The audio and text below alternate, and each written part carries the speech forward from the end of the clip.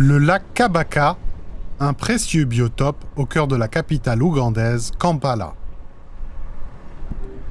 Créé en 1886 par Kabaka Mwanga II, alors à la tête du royaume de Buganda, il faisait partie d'un projet royal érigé à proximité de son palais. Aujourd'hui, le roi actuel y réside toujours, sans pouvoir politique, mais vénéré comme guide spirituel, et le lac Kabaka est devenu un symbole d'unité pour les Baganda, le plus grand groupe ethnique du pays. Chaque jour, Lamek Kaloulé nettoie le lac. Une question de respect.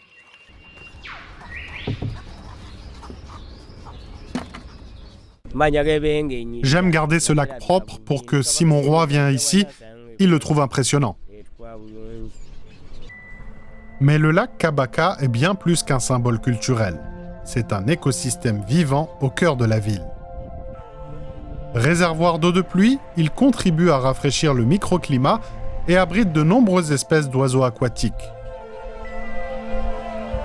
Des oiseaux comme le tantale ibis, le marabout d'Afrique ou les grettes garzettes y trouvent refuge. L'engagement discret de Lamek permet de préserver un fragment de nature en pleine ville. Parfois, des pèlerins fidèles viennent me remercier. Il arrive qu'on me donne 10 000 shillings pour ce que je fais. À l'université Kiambogo, la chercheuse Marie-Thérèse Kagwa a observé que le lien spirituel avec la nature peut suffire à la protéger sans loi ni règlement.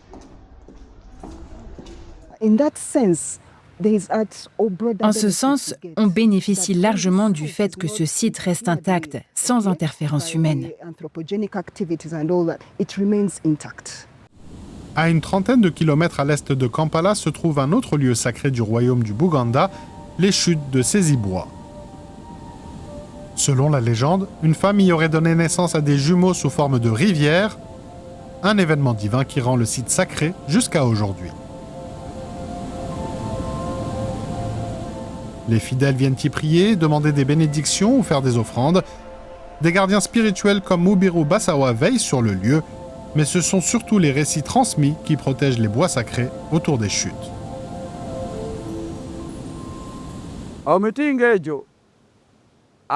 Par exemple, certains arbres qui ne doivent jamais être coupés.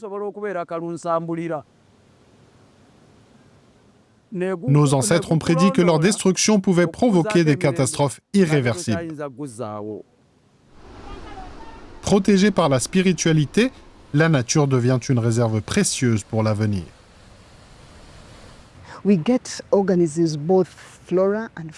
Nous obtenons des organismes à la fois de la flore et de la faune. Au final, ces sites fonctionnent comme des banques de gènes pour nous. Si nous perdons des espèces aquatiques ou terrestres, nous pourrons y retrouver des plantes ou des gènes pour repeupler les zones déboisées. Mais juste à côté des chutes, la déforestation progresse. Les forêts sont abattues pour laisser place à des cultures de maïs, de manioc ou de riz.